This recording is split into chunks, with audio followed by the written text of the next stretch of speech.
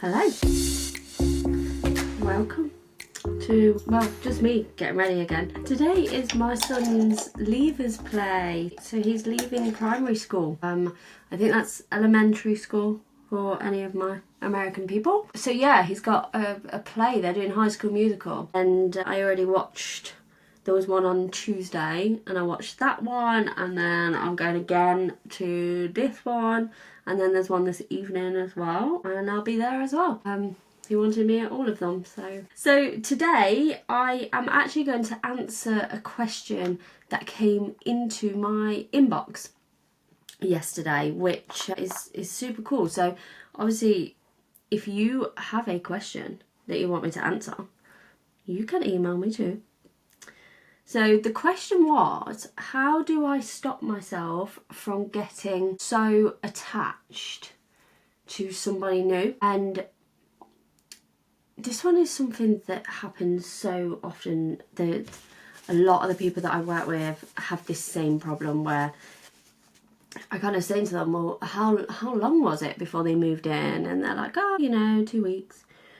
And I'm like, do you think that that was an appropriate timeline to know if someone is a murderer or not? And I would like to go to the extremes, but, I know that you never truly know that. So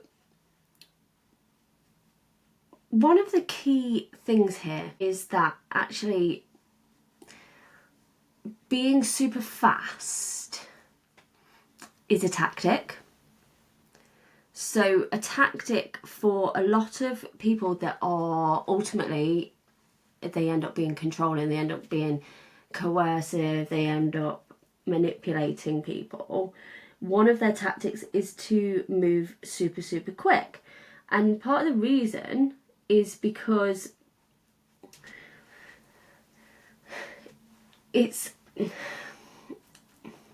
I hate to put it this way, but it's easy to manipulate someone who is in a chemical imbalance. When we start to like someone, we get a hormone release, so we get a dopamine hit, which is similar to going in and taking some cocaine or going and getting drunk. You get this little hit. And when you get that, if you think about, whenever you have been drunk, if you've ever been drunk before, you don't always make the best decisions. And that's what happens when you are getting a dopamine hit. And all relationships start with this massive hit of dopamine. And that's why people will refer to it as the honeymoon period. Because that's what it is.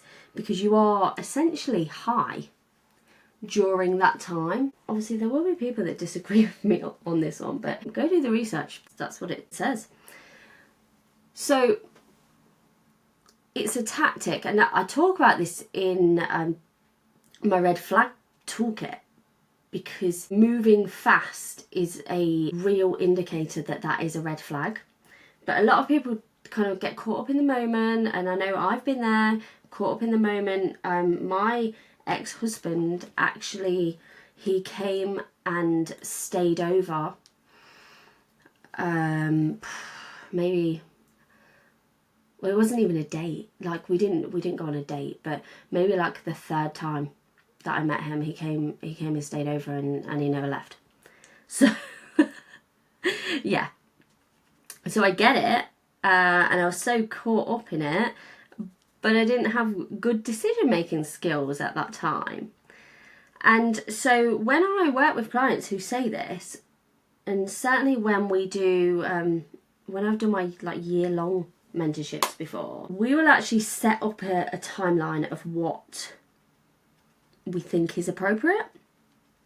And this stops you from getting too attached too quickly, providing you stick to the timeline. And you can kind of put it however you like. If you're a more digital person, you can create a diary, you can create a digital journal and do it that way. Or if you prefer paper, you can write this all out, you get a new diary or a new journal or whatever it is that you want, and put out what feels right for you. So my guidelines will always be the first 3 months you are getting to know each other. there should not be any moving in. Obviously, do what you want. You know, this is just based on what I've seen over the years. Working with a lot of men who have committed domestic violence and listening to them and speaking to them and learning their tactics. And that's what it is. It's a tactic.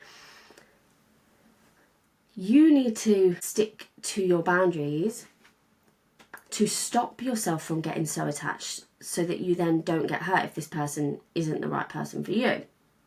Because 3 months may seem like a long time, but actually it's not.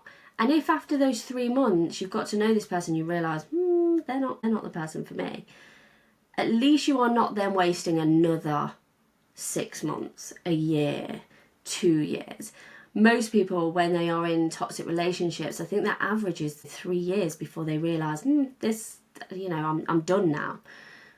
You don't need to waste that time. You can just go slowly in the first 3 months to figure out who this person is and whether they are a person for you and whether they're not. And not everyone will be, and that's fine. Is always kind of, when I am creating these plans with my clients, that is kind of always the first point of call, to not be making any life changing decisions in those first 3 months. So no marriage, no engagement, no moving in together, right? And then the rest is kind of down to you. I would always say, and I know this isn't always possible, but I would always say try to not be intimate in at least kind of the first 3 weeks. And there will be people that are sat there listening to this being like, what the hell is she talking about? And a lot of kind of the backlash that I get from clients is, but how will I know that I've got a physical connection? You will know. You don't need to sleep with someone to know whether you have a physical connection. You can feel that. You can feel whether there's a vibe. So you don't need to rush that part either, because the thing with sex, it is amazing with the right person. It also releases a dopamine hit. And as we already know, we don't make good decisions when we're high on dopamine. So that would be in the plan. Of course, follow it however you like. All of my clients that have been through toxic relationships, however toxic, you know, whether they are controlling, whether they're someone that cheats on them all the time, generally everything has moved so fast. They've slept with each other and then they're living together. If you slow it down, you start to see things. You start to notice. If there's a red flag, you notice it. Whereas if you're high on dopamine, you don't. So that would be where the starting point would be, to stop you from getting so attached. And it is as simple as having kind of like a tick list. I know with my clients, I'll create a plan for this. But if you're doing this by yourself, you have a tick list of, okay, after 3 weeks, it's okay to sleep with them. And then after date 1, you tick, didn't sleep with them. Date 2, tick, didn't sleep with them. Date 3, do whatever you want. I wouldn't advise anyone to be having more than 1 date a week, because that, again, it's overwhelm. And if someone, you know, it is lovely that they want to spend so much time with you, and I get why anyone would be like, this is so exciting. You just need to keep it in the back of your head that you don't make good decisions when you're high on dopamine. And the more you see them, the more that will be triggered within your body.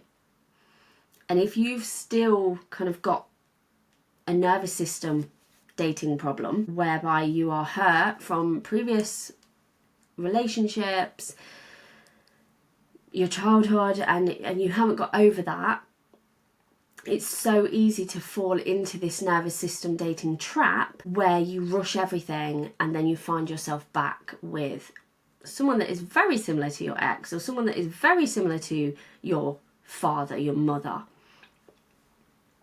slow it down, and you are less likely to fall back into the same trap.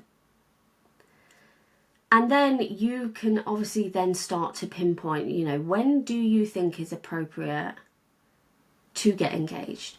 If it was your child, if it was your best friend, if it was your parent that, you know, is newly single, is someone being together for 6 months okay for you to get engaged?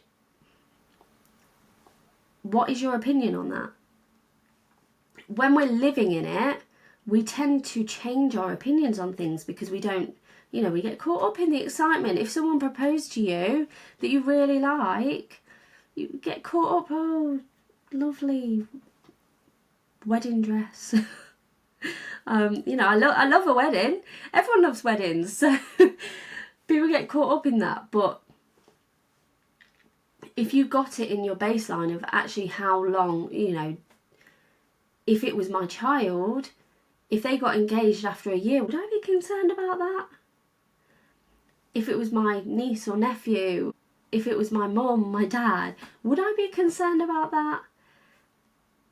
And then you can start to build your own timeline.